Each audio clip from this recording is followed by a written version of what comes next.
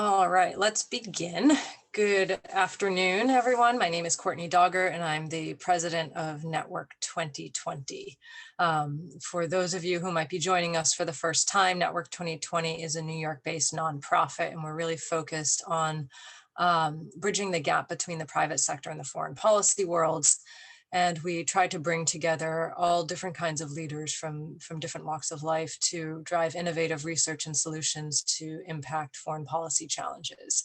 Obviously, since the pandemic, we've gone online, which has been wonderful because we've now had participants from, I think, about 80 countries join us from around the world, which is particularly important for today's talk when we are addressing the G20 summit. In this year's G20, I think is getting a little bit more attention than most, in part because of questions around Saudi Arabia hosting it and whether or not that is the right move. But today we're here to actually talk about the fact that this summit is occurring in the middle of a pandemic with huge economic implications. And so we are very lucky to have three top experts join us today. And just so you know a little bit about them, I'm going to do the very truncated version of the bios, but they're on our website. We have Dr. Adam Posen, who is the president of the Peterson Institute of International Economics. He has contributed to research and public policy regarding monetary and fiscal policies in the G20, the challenges of European integration since the adoption of the euro, and China-US economic relations. He was also one of the first economists to address the political foundations of central bank independence and to analyze Japan's Great Recession as a failure of macroeconomic policy.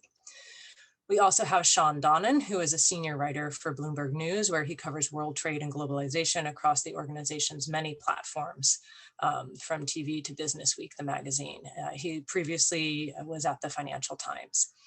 And lastly, we have Clemence Landers, who is a policy fellow at the Center for Global Development and works on the U.S. Development Policy Initiative. Previous positions also include working at the U.S. Treasury Department on U.S. engagement with multilateral development banks, and as an advisor to the U.S. Executive Director of the World Bank. And she also advised the Liberian finance minister in a previous capacity. So with that, I am going to kick it off. And the first question is for you, Dr. Posen. So this year's G20 summit is happening at a critical time for international institutions. And some are dubbing the COVID pandemic as the death of globalization. So on one hand, you see a lot of decoupling of supply chains, and on the other hand, you see a lot of calls for international cooperation to find solutions to the pandemic. And on the other hand, you also have a lot of countries turning to economic nationalism. So as we approach this summit, how do you think the G20 leaders can best balance multilateral cooperation with a fear of overdependence on international markets? And do you anticipate more countries will turn inward, or will there be a push to rebuild the globalized status quo? Thank you, Courtney, and thank you to Network 2020 for having me. I mean, that's a huge set of questions, but it's the right questions, I think. In my view, we have to recognize that globalization isn't just about trade and isn't just about supply chains within trade, although, of course, recent events have made them very visible. Globalization is about the full set of interconnections, commercial and human, across cultures, across economies. And what has been happening is not so much globalization or even trade just uniformly going into reverse. We've seen it expand. We just saw the announcement of the RCEP, the deal including China, Japan, Korea, and ASEAN, plus Australia and New Zealand. So it's more about the corrosion of it, in my view, that globalization is becoming frayed, more uneven, there are holes in it. And what happens when globalization corrodes, instead of being more, never perfectly, but more sort of standardized with the human and the financial and the trade linkages all overlapping, is more people fall through the cracks.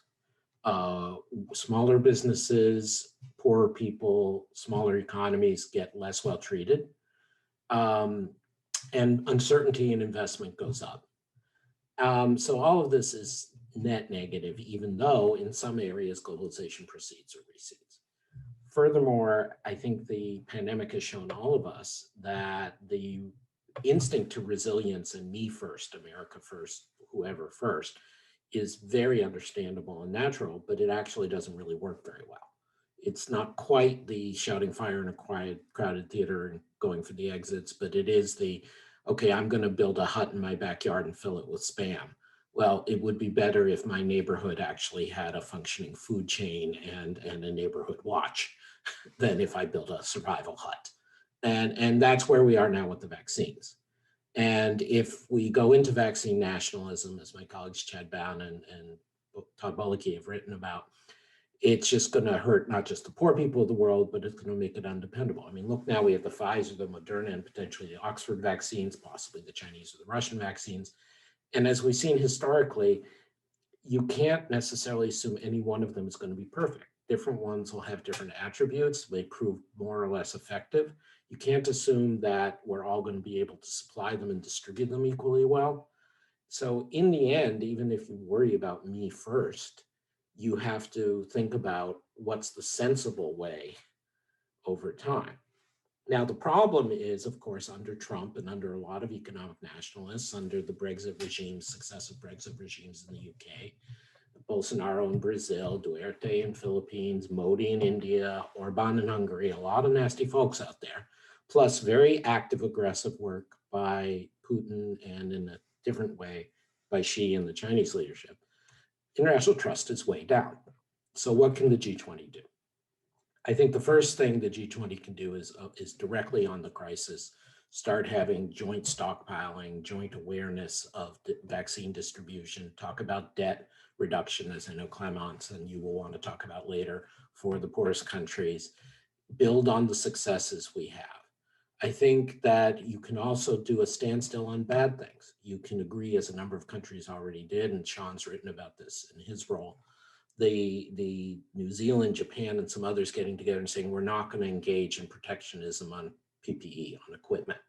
You know, and this is something similar when I was working for Gordon Brown and others in the G20 during the 2008-9 crisis, is you at least get a standstill on bad things. You stop attacking each other, and that's possible. And then the third thing I think that the G20 can talk about and can usefully do is validating and reinforcing the fact that all the countries that had space, and it turns out a lot of countries in the developing world and emerging markets had space that we didn't think they had fiscal space to support their societies and support their businesses, are doing the right thing. And so we're going to lock that in. We're not going to go like 2010 and everybody get panicked, oh my God, I'm Greece, and go into premature austerity. But we're also going to try to make sure that some of the things that our countries, including the US, are doing that seem to be subsidies to particular favored companies and all, that's controlled, so that doesn't distract us and get us into fights that we don't need to be in. That to me is a realistic, doable, useful G20 agenda.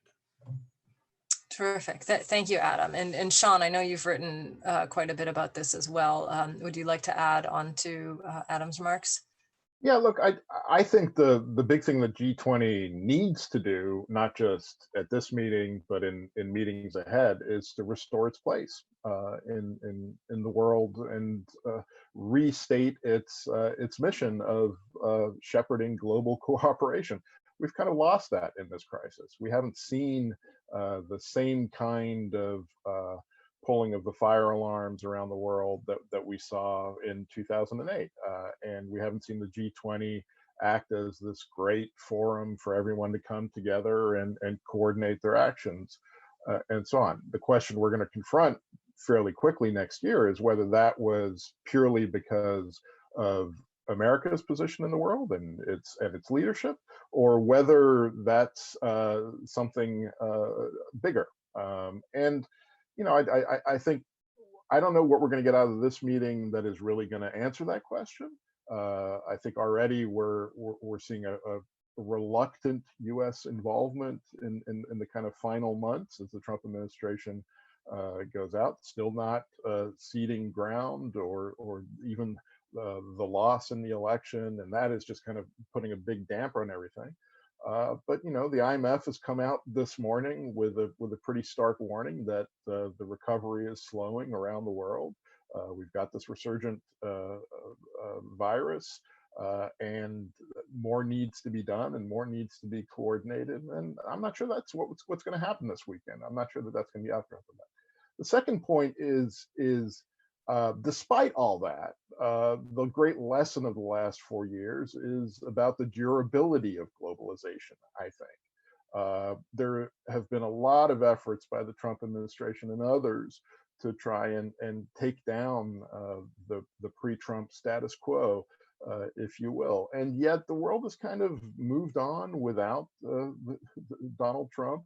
We've seen the EU and Japan sign a big trade deal. We've seen RCEP at the weekend move on. We've seen the TPP countries move on without the United States. We've seen the EU work to kind of defend the place of the WTO there. There's no doubt that all of these institutions are bruised and a bit battered by their experience of the last 4 years, but they've survived. And the Biden administration has talked about a kind of repair job that needs to be done. But at the same time, it's going to be insisting on changes in the system, and I think that's important as well. It's going to be, when they say build back better, it's not build back the same, and so we're going to see that conversation take over, and we'll see whether the U.S. can pull all the countries along in the same direction, and then I think we need to reconceive a little bit what we think about when we think about globalization. And I think Adam talked about it there when he said it's not just trading goods. It's not just putting a factory in a different country and producing there for that market and so on. It's about human relationships. It's about technological relationships. I wrote about this for Business Week last year, but I am fascinated whenever my son logs on to Fortnite, how he is engaging in the world, in a whole different globalized world. This is a company that's based in North Carolina with a huge Chinese investor and just millions of members around the world who are all battling each other online and sometimes in these tournaments. And there's a whole payment system. There's a whole different culture there. There are all sorts of different things. When my daughter turns on K-pop music, that's a very different experience of globalization than what I had growing up. So it's I think we need to be a little bit less alarmed at the state of globalization. It's there, it's durable, it's changing before our eyes, and it's going to confront all sorts of new ways of engaging with us and our lives in the world, and new technologies that are going to change how we do that as well. But we need to also be a little bit worried about our leaders and their ability to cooperate when it comes to handling all of these change and all these crises. And I'm not sure that that is so encouraging. So in some ways, less a question of globalization and more a question of governance that may also remain to be seen, or we might not know at this summit. I think that's right. And Adam may have a view. I don't think the world is going to return to the pre-Trump state just because Joe Biden moves into the White House. I think there's going to be all sorts of different issues that are going to be confronted there. I think there will be a different tone. But I also think globalization kind of endures regardless. Yeah, I think what, sorry, just to quickly say, I think what Shawn hits on, that all kinds of countries, all kinds of people, knowing that continued economic integration is in their self-interest, are adapting. And even if President-elect Biden does, I think, much better and avoids many of the really harmful self-destructive things that Trump has engaged in, it still doesn't fix everything, in part because some of the conflicts relate to the US not acknowledging and recognizing in Congress that it is one smaller part of the world economy, not just its own thing. And it's in part because if everything is done by executive order on elections that hinge on just a couple states and a divided government, even if President-elect Biden makes commitments, be it to the Paris Accord, the WHO, fiscal policy, it's rational for other countries to take measures and steps and not count on those commitments. And then there's also, there is also this great lesson that's happening, right? Early on in the crisis, we had all of these, the kind of downsides of globalization when pandemic when the pandemic shut down borders and we saw supply chains struggling to keep up, and just ports shutting down, ships not moving, and the effect that had on local economies. Now with this vaccine thing, we're actually seeing the upside of globalization, right? So Pfizer has a partner in a German biotech company, and if you read into that relationship, this company BioNTech and Pfizer actually built their relationship. It's a relationship between a German executive at Pfizer and this German company's founders, who are immigrants from Turkey. It really is a story about globalization, and that's not an America First story that gets you that Pfizer vaccine. If you look at the Oxford vaccine, that has, it's not just an Oxford University project. It has ties into Italy and with AstraZeneca, which is now talking about production centers around the world. It's built up 4 regional centers that are going to, with autonomous supply chains that are going to supply out there. If you look at the Moderna story, again, it's a story of a company founded outside of Boston by immigrants and so on. So we had the downsides with our supply chain crises earlier this year. Now we've got the upsides of globalization. I think that's a terrific point. Shifting gears a little bit, Clemence, I'd like to go to you for the next question.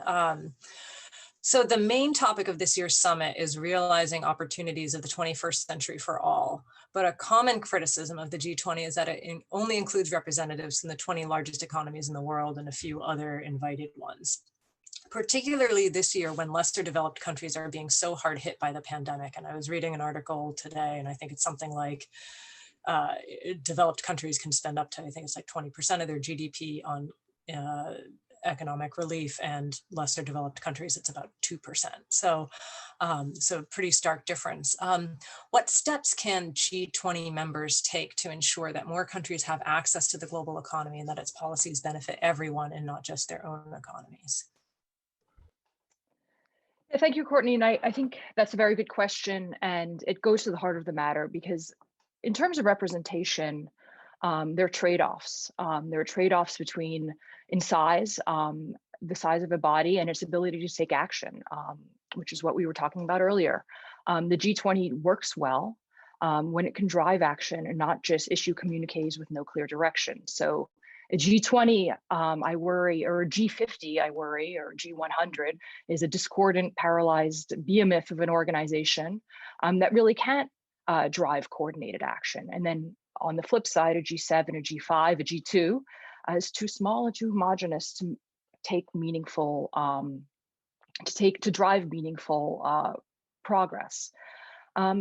But the question really does have a lot of merit, because this year, the G20 has been insufficiently focused on the financing needs of the poorest countries. And there's a clear disconnect here. The poorest countries aren't expected to reach pre-2019 output levels for many years. The World Bank now has, at the beginning of the crisis, it projected 30 million people would fall into extreme poverty. Now we're looking at 100 million people. That's a really big number, and it's a number that we should take some time to sit with. And just to kind of put this also in historical perspective, during the global financial crisis, growth in the poorest economies contracted by about 0.5%, less than 1%. And now we're looking at a 4% contraction. That's enormous. And as you pointed out, upper middle income countries have allocated a lot of their resources to the COVID-19 response, upward of 10%. Some countries have gone as high as 15%. And the poorest countries, we're looking at 1 to 2% of GDP. So there is a big disconnect here, and there's also a big disconnect, I think, with the action that was forcefully taken in the context of the global financial crisis. If you look at the communiques from Pittsburgh and London in 2009, so a little bit over a decade ago, there was a lot more of a whatever it takes sentiment. And the disconnects, let me give you an example of kind of where I think the disconnect plays out. A lot of finance ministers in the lowest income countries have really been calling for emergency liquidity support. A lot of the lowest income countries now have access to bond markets. They're facing very large rollover risks, and they're finding themselves cut off from global financial markets. Not a single not a single low-income country in sub-Saharan Africa has actually been able to tap markets since the onset of COVID. But the global community really hasn't responded with a big liquidity program. The signature issue, and we can talk about that a little bit further, has been this debt suspension initiative that the G20 has launched, but it's come under a lot of criticism from finance ministers in low-income countries who say that it hasn't provided a tremendous amount of support. Certainly a lot less support than it was supposed to provide, or hasn't freed up as much fiscal space as they had initially expected. But more to the point, it's also spooked the markets. A lot of countries that have requested support under the DSSI have seen the rating agencies downgrade them. They've seen their cost of funds go up. So even though this initiative has meant to help countries, it often has actually undercut some of the finance ministers' objectives in poor countries. So I think for the G20, very clearly the overriding objective should be to maximize the amount of net positive flows that you're getting into poor countries. And the solutions are fairly obvious. One of the solutions that was on the table was a large IMF SDR, special drawing rights allocation, to the poorest countries, which would have gone to all countries, but would have really benefited poor countries. But that didn't go through. Another would be to call the multilateral development banks to really vastly increase their lending programs, even if that means breaching some of their prudential lending limits. The banks have increased their programs, but not with the sense of urgency that is really commensurate with the degree of the crisis. And I think a lot of the these kind of discrete measures are in large part due to the United States that has been missing in action. The United States has, missing in action is a generous term. I mean, in many areas, it's been downright obstructionist, especially on these IMF SDR issues. So I think going forward, and again, a lot can change with a new incoming administration, the U.S. has, I think, still a very big role to play in sketching out a much more ambitious financial package for the world's poorest countries. And then I might just kind of in conclusion also add, the World Bank and the IMF are at the table in these G20 meetings. They're very present. And I think the World Bank in particular has kind of placed slightly excessive focus on debt and FX adjustments in the context of these crises. And it is a development bank. And I think it does should be playing a little bit of a stronger role, presenting the positions of poor countries, their financing needs, and putting forward some more useful, tailored financial instruments that would be potentially more useful to these countries than the DSSI. Okay, great, thank you. I had a couple follow-up questions, but I do know that we have some stuff coming in on the Q&A, so I want to get through a couple more, and then we'll turn to the Q&A box. And so, one of the three main pillars of this year's agenda, even before the pandemic struck, was empowering people, particularly women and youth. And seeing as these two groups have higher rates of unemployment since the pandemic, what can the G20 countries do to expand the economic opportunities for those groups during recovery? And Adam, I'd like to turn to you for this one. Unmuting again. So we do a lot of work at the Peterson Institute on issues of unequal unemployment, particularly my colleagues, David Wilcox and Karen Dinan. And there's a sense in which one can always say, the people who are subject to prejudice, the people who are subject to bad initial conditions are the ones who always suffer most when there's a negative shock. And that's what happens. Black unemployment in the US is always significantly higher than white. There was this weird fill-up in the data this time because Black people, as well as women and some Latinos, are overrepresented in the frontline workers, in the cleanup crews, in the medical crews, in the first responder crews. So actually the unemployment rate didn't go up as much for Blacks versus whites this cycle, but that's ironically because they were the ones that most at risk in their everyday jobs. So, I mean, you can't simply get rid of the prejudice, and of course women as well. What I would like to think about urging on the G20 is that there are several steps that we can all agree on, and there are several demonstrated successes. The first is running economies hot is good. We saw this in the US coming up to the cycle up, finally getting some wage growth, finally getting some meaningful convergence in unemployment and income levels of different groups as we got down to low unemployment rates before the pandemic hit. And this happened in as widely ranging places as Germany, as Japan. I've been arguing since I was at the Bank of England for more than 10 years now that central banks have habitually underestimated the amount of labor market slack in their economies, overestimated the natural rate of unemployment, the rate of unemployment you could go to before inflation kicked in. A bunch of central banks, now the Federal Reserve, have taken up this, I'm not claiming credit, but they've taken up this point of view. And so I think one of the things the G20 is good at is endorsing received wisdom on macro. And so having peer pressure that we should all err on the side of getting the economies back to work and focusing on unemployment versus inflation is important. The second thing that's more structural, because it isn't just about the business cycle, because then the same people, women, Blacks, people of color of various kinds, in whatever jurisdiction you're in, might be Arab background immigrants in France. So depending on the country, whoever's deemed of color loses. How do you resolve this? And there are a few answers that are not perfect, but are helpful. The first is that you try very hard to limit the amount of the informal economy.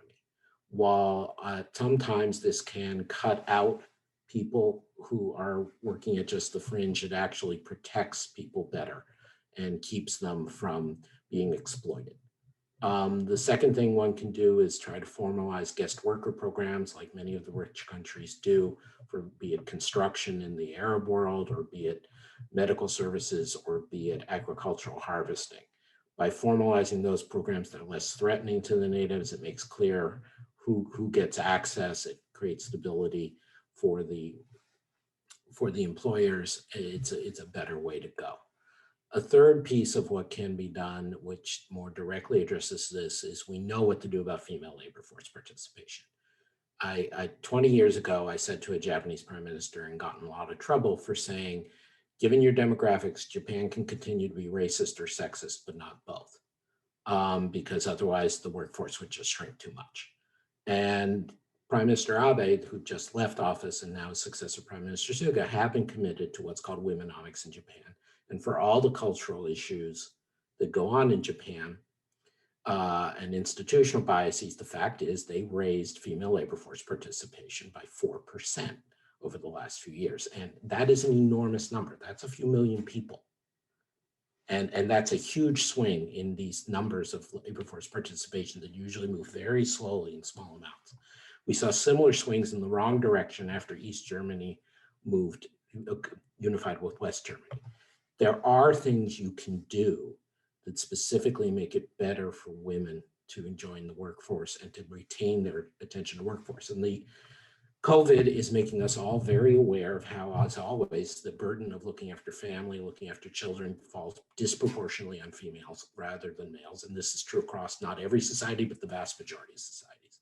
And one of the ways you get around this is you do better healthcare provision, better childcare provision, better looking after people. And colleagues of mine, Marcus Noland, Penny Goldberg, and Simeon Jankov at Peterson Institute have done a bunch of cross-national studies about what kinds of things you can do in terms of specific policies and regulations to make it more equitable for women, so women don't have this burden, but to the degree that they have this excess burden, it doesn't push them out of the workforce. You can accommodate it.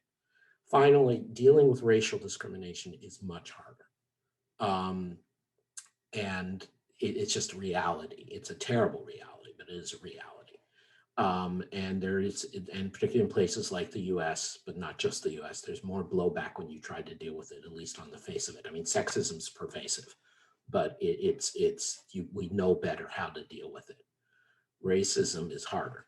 But again, there are things you can do before people enter the workforce to try to enable them better. And there are things you can do about hiring practices There's a lot of famous and very well done work about hiding who gets hired, hiding types of names or other signals or past salaries or prison records that are disproportionately incident on people of color. There are things you can do with legal regulation to make it better. We're never in our lifetimes going to get rid of all this, but there are a bunch of very practical steps that we can do to make things better. Thank you for that. And as someone who was working from home with two small children for a while, thankfully they're back in school and daycare for now, I can certainly attest that the childcare is such a key piece. So before we turn to the Q&A, I wanted to shift gears a little bit. We talk a lot about some of the negative impacts of the pandemic, but it has also really showcased how we can pivot and be innovative. And there are certainly sectors that are benefiting from the change in the way that we live. And another main agenda item for this year's summit is shaping new frontiers. And so I'll turn this one over to you, Shawn. What new sectors of the economy opportunities do we have to use those sectors to hasten our recovery? Yeah, so I think there is one big industrial change that is happening in the world today, right now, that we sometimes ignore or underplay, and that is the electrification of our lives. And that is everything from cars to the growing role of batteries. And if you think about that, and you think about the US economy and parts of the US economy that have been left behind by globalization, as we've been talking about for the last 4 years, there is this huge opportunity now to kind of reapportion the gains in some ways. And we're starting to see some of that in the last few years. Youngstown, Ohio, in the 2016 election became this byword for a place, former steel town, that had been left behind by globalization. It got hit hard when in nearby Lordstown, GM shut down a plant a couple of years ago, but now GM is back, and with LG Chem, they're building a big battery factory outside of Youngstown, and there's a whole push by local officials in Youngstown to turn that area, which is kind of contiguous to a huge amount of auto production. Honda is one of the biggest industrial employers in the state. You have Michigan nearby, and they want to turn this place into kind of a battery hub for the United States. We're going to see that kind of industrial reinvention around the world. That's a big, important industrial moment. It also comes with costs. As we transition away from coal-fired power plants to cleaner forms of energy, there are people who work in coal-fired power plants who are going to lose their jobs. But there is this huge opportunity in alternative energy. One of the themes that emerged during the campaign this year was one of the things that Donald Trump accused Joe Biden of doing was wanting to ban fracking. And Joe Biden made the point, no, I want to transition away from fracking. And if you talk to people who work in the oil business, they would love to find a place that isn't a boom and bust industry to work in. There are, a huge number of people who've lost their jobs this year, not just because of the pandemic, but because of the collapse in oil prices in places like Texas, but also in related industries like the steel industry here in the United States. So just those two simple things, electrification and the new energy side of things, provide this kind of huge industrial change that should be a way for us to move forward. But I wonder sometimes in these discussions whether, and this is going to get back a little bit to what Adam was just talking about, whether we're going to use that opportunity to address the inequalities in society, or whether we're just going to move in a kind of halcyon way and embrace these new technologies and hope that they provide a kind of aggregate answer without focusing on those who are left behind. I spent part of the summer in the Black communities of East Cleveland. and there are a lot of people who have been left behind, not just by globalization, but who have been left behind by racism, by systemic racism in this country. And that battery plant in Youngstown, Ohio isn't going to help those people right off the bat. So we need to think about that as well. They've also been engaged in a kind of economic development experiment for the last couple of decades in the form of the meds and eds economic development model. This big focus on big healthcare institutions like the Cleveland Clinic, which is this huge world leader there, but we need to think about the people in the neighborhoods around the Cleveland Clinic who have a life expectancy that's 20 years shorter than a suburb 10-minute drive away. So I think, you know, there's this huge industrial moment that's upon us, and we can transition to that, but we need to remember the lessons of the last industrial moment and make sure that everyone gets brought along there. And you know, I am lucky enough to be a father of a 15-year-old and a 12-year-old who every day remind me that everything I'm thinking about in terms of technology and what comes next is already antiquated. So maybe the next time we get them on the line and they'll offer their vision of the future. And it's pretty different from the vision I'm going to offer you. Well, we would love to have them. Thank you. Just teeing off that a little bit, we do have one question that has come in, and I hope you can hear me. It says my internet's a little unstable.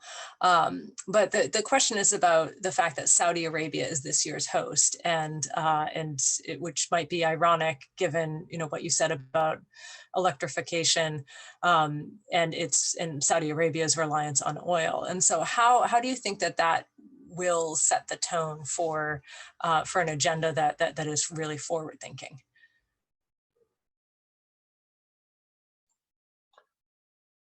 I'll jump in quickly and say, well, the answer is it doesn't bode well for an agenda that's particularly forward thinking. And I think this is one of the things that the G20 needs to address at some point. The fact that the agenda and the power and resonance of that agenda almost shifts year by year depending on who is sitting in the president's chair. That needs to go away somehow, and I'm not sure how you can do that right now. I think, you know, next year we're going to see a new president, we'll see a new agenda, and we'll see where things go from there. We're also going to have a new president here in the United States who may take things in a different direction. But one of the relationships that's going to test that new president is the relationship with Saudi Arabia, as it has tested many presidents before.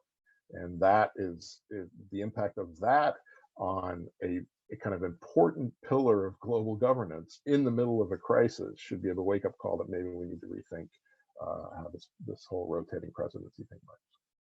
Thank you. We have a couple questions coming in that refer back to something that we touched on, which is, you know, how can the G20 be responsive to countries around the world? And so I wanted to pick up on that a little bit, you know, particularly for lesser developed countries. Clemence, I know you had said that the debt service suspension initiative has some, you know, fairly significant drawbacks, and you're hearing about that particularly from the finance ministers of lesser developed countries. And at the same time, this idea of special drawing rights, it sounds like it hasn't quite gotten the traction that it needs. And please correct me if I'm misstating that. What can be done to, in your mind, to be more responsive to the needs of lesser developed countries? Yeah, so I'm hopeful that a lot of these issues, especially around special drawing rights, will be unblocked with a new administration. It was the United States in particular that blocked this allocation, and because it was untargeted, and there were a lot of countries that the United States was not comfortable seeing getting a big plus up to their reserves, notably the Chinas and the Irans of the world. So I'm hopeful that that's an issue that we can unblock. I think the second one that I was mentioning earlier is having a much stronger vision for the role that the international financial institutions and especially the World Bank and the regional development banks can play on countercyclical financing. There just really has not been a commensurate increase in their net flows to the world's poorest countries, commensurate with the severity of the crisis. And I think in a lot of ways here again is a place where the G20 can be very directional. They provide the really high level political guidance to the institutions to go out and to mount a very large lending program that is not without risk for the organization, and especially the World Bank often is very risk adverse and doesn't want to kind of lend beyond what it sees to be its prudential lending limits for very technical reasons. But getting that kind of political guidance can help the organization mount a bigger response. And then I would also think a little bit about some of the changes that we can make to our system. So further down the line, a debt suspension initiative works better for the next crisis. Because I don't want to be too critical of the debt suspension initiative, because I think the idea has a lot of merit. During an exogenous shock, there's a lot of merit to a country being able to temporarily suspend its payments. The problem with the DSSI, one of the problems with the DSSI, is the private sector didn't participate.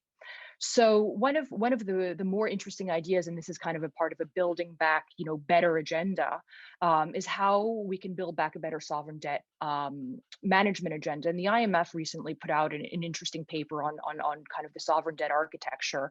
And one of the proposals in there was to include clauses in sovereign bonds that would automatically trigger a payment standstill when an exogenous shock hits.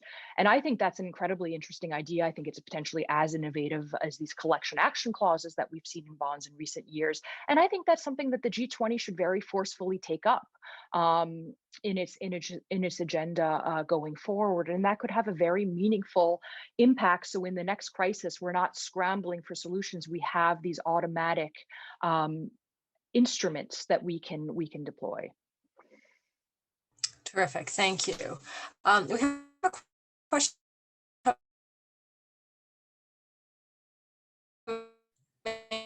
Sorry, Courtney, we're not getting you. Could you repeat it, or someone else read it? Yeah, we've lost you there, Courtney. Maybe if you type it into the chat, one of us can read it. Oh, and just as a reminder to everyone who's listening, please, chat, hang on. Panelists. We lost hang on, 1 minute. Hey, I'm going to type it into the chat in case people can't hear me. We can hear you now. Oh, you can hear me now. Okay, great. I was just reminding everyone, first of all, that they can put their questions in the Q&A box at any time. And the question that we have now is about international trade and whether or not you think it will bounce back from the effects of broken supply chains, or will COVID leave a permanent impact on international trade and force countries to focus on domestic production and manufacturing? I think that's a vastly overblown fear, because the amount of trade and production that countries feel there is strategic health issues or even food is very limited, and it covers a relatively small amount of trade. I mean, and as we discussed, I think there's even increasing realization there that some amount of diversification and international trust building is actually better than self-reliance, but there'll be some. I think more of an issue is how much the longer term divisions between US, EU, and China are playing out. And even there, I don't think, just in line with some of the things Shawn was saying earlier, and some of the things my colleagues like Sherman Robinson and Mary Lovely have documented, it doesn't go away, it gets rerouted, you build in redundancies. So, Mexico and Central America may actually gain a bit, just as Thailand, Vietnam, and Indonesia may be gaining a bit, because multinational companies and production is now going to be to multiple standards, and to be careful where you start it from, depending on who you're shipping to. And so we may see actually some inefficient, which isn't the end of the world, but isn't great, inefficient buildup of redundant supply chains. And this may make some opportunities for some smaller economies and may cost a lot of consumers a lot of money. So I don't think that's the right way to conceive of it. I think the real issue is how much the fundamental flows of knowledge, of human capital, and of long-term investment capital break down. How much do the breakdowns in cross-border student flows out of China into English language universities around the world cease? How much do technology transfer, not just in a narrowly defined national security sense, which is fine to worry about, but in broad about technological standards, start to diverge over time between a Chinese bloc, a European bloc, an American bloc, because of valid things like differences on privacy and differences on climate change, how fast we're moving along, but then also overhyped distrust, hatred, suspicion that gets in the way. And that's much more toxic and much more worrying to my mind, because those are the things that really affect long-term growth, not whether you're raising the cost of production on a few goods. And we've already seen in the US over the last 4 years that once you start scapegoating the rest of the world and pulling away, you start increasing the amount of corruption in your own society. You start diminishing the amount of innovation in your own society. And that's really what trade liberalization and broader economic liberalization is about, in my view. So those are the trends I'm tracking and I'm worried about. I don't think they're inevitable, but I do worry. And so in terms of pundits and stop clocks, there have been people talking about the world breaking up into economic blocks for decades.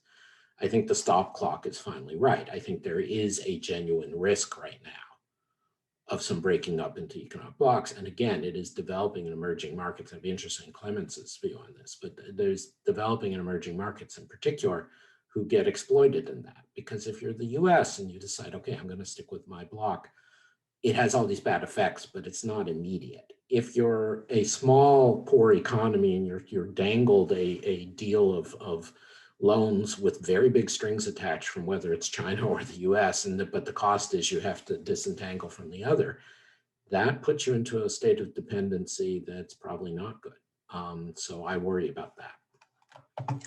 I think that's an excellent point, I think, in terms of some of what you're tracking. Clemence, I would like to turn to you in a minute with Adam's question, but I did just want to follow up quickly with you, Adam, on what you said. Are there any inflection points or things that you would be watching for to see, whether or not this trend really continues in a way that's frightening? Is there anything in your mind that you want to clock in 2020? Thank you for asking that. We're trying to put together a list of indicators, as it were, at the Institute, Peterson Institute, and make them publicly available.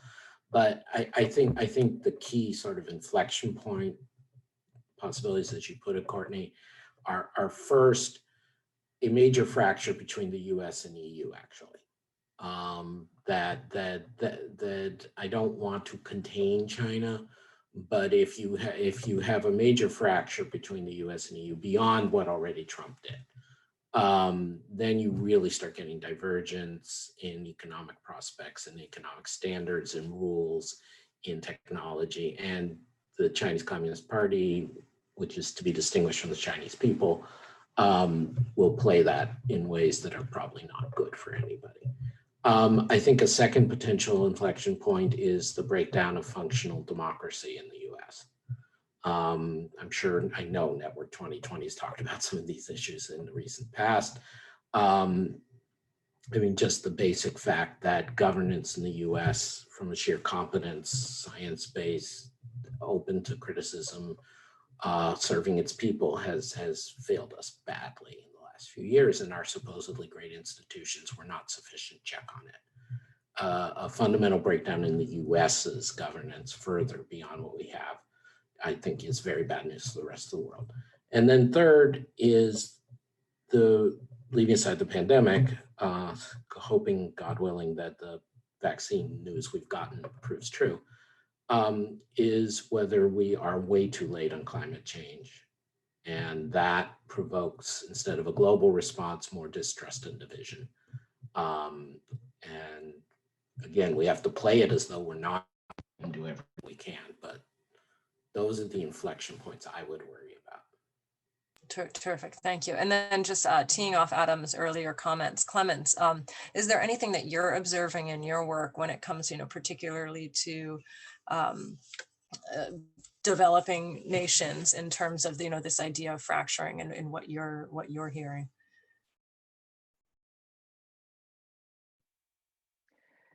I think this issue is interesting, and I think it will come up actually quite a bit in the context of possible debt restructurings that we're seeing further down the line.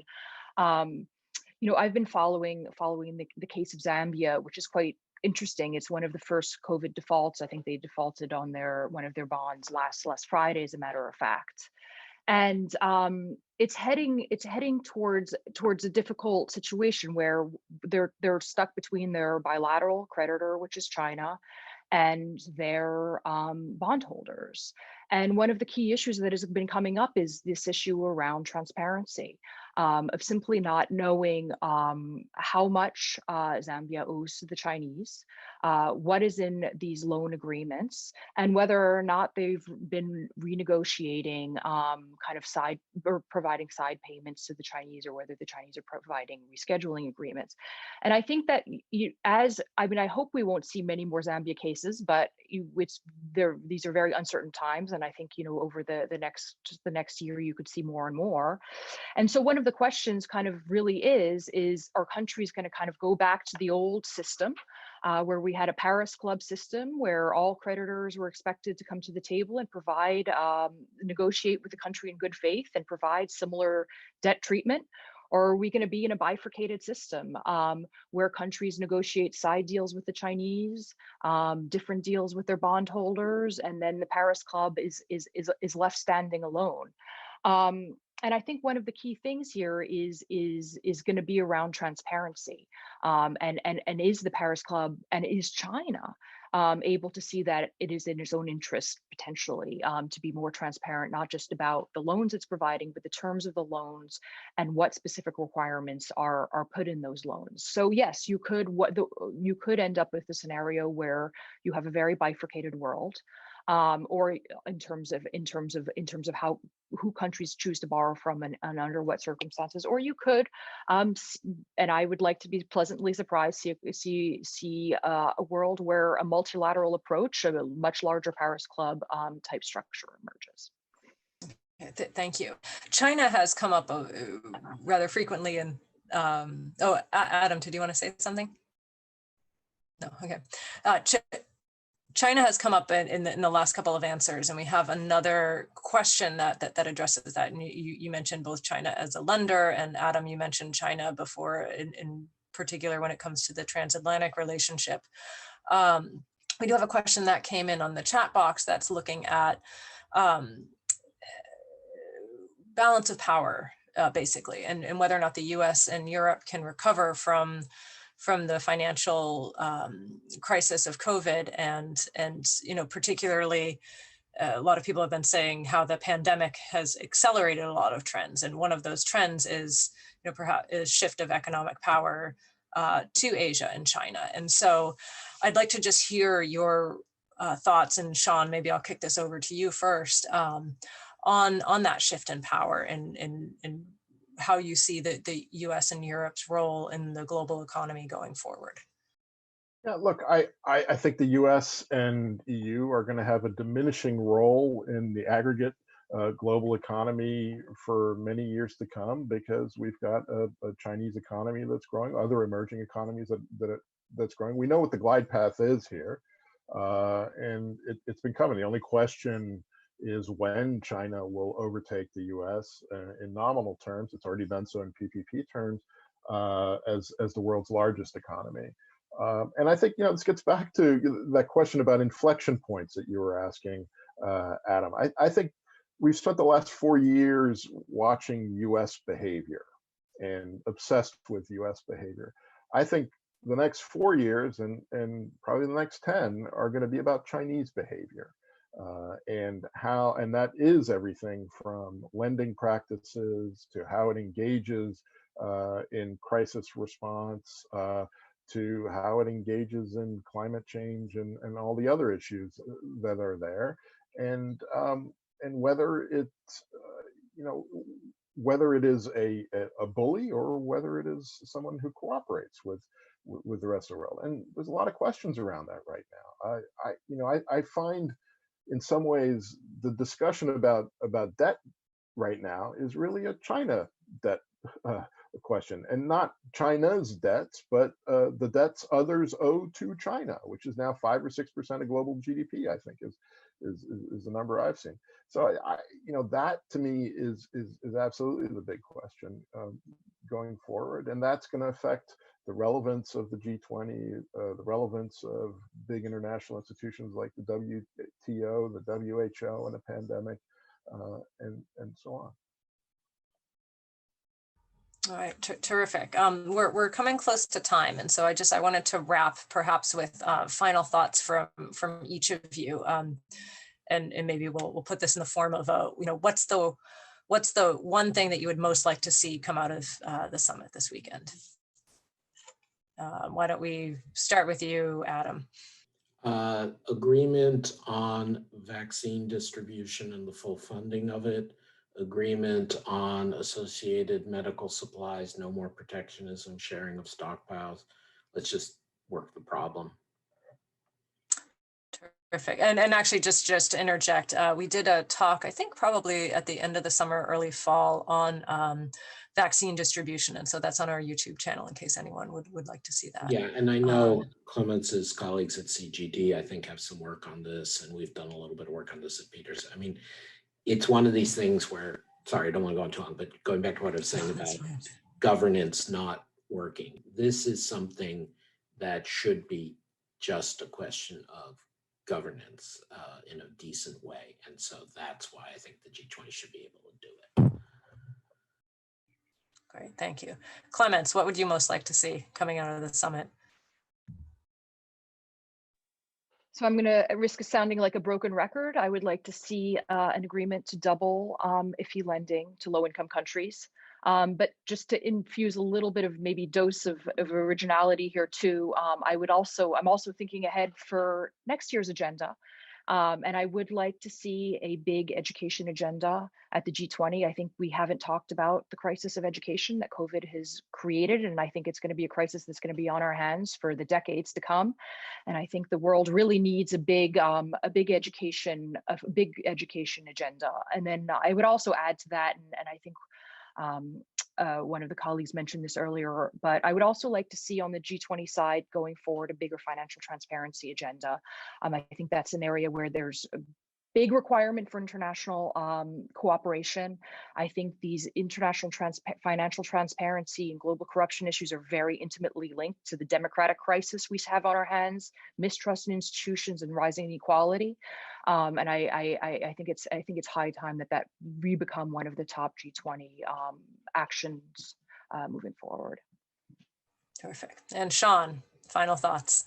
I'll keep it brief. Look, it's very simple. It's just a sign that the world's largest economies can talk to each other and cooperate and come up with a common path forward, which on the economic side is fairly obvious. Some kind of joint statement on the need for coordinated fiscal policy right now seems pretty urgent. That's what the IMF is calling for. And on the vaccine side, as Adam said, we need some kind of cooperation. We've got a huge health emergency out there. It doesn't get any bigger than this. There's no other reason needed for the leaders to come together. And if they can't, then we've got a real problem. Well, Adam, Shawn, Clemence, thank you all for taking your time and being here today. I think we all learned a tremendous amount from you, and I hope that you're whispering in the ears somehow of people who are at the summit, because I think your clarity of thinking on the way forward is really impressive. So thank you for taking the time. Thank you to all of those of you who are listening. We do have another event coming up. We have Thanksgiving, but after that we're doing, we have the US and China charting a new course, and we have a terrific panel with Susan Thornton, who was the Acting Assistant Secretary of State for East Asia and Pacific, and my old boss, actually, Joseph Batat and Chang Li. And so we're really looking forward to that event. And that will be on the evening of Wednesday, December 2nd. So we hope you can join. Thank you all for your time today and for participating, and have a happy early Thanksgiving. Bye now. Thanks for having us. Bye-bye.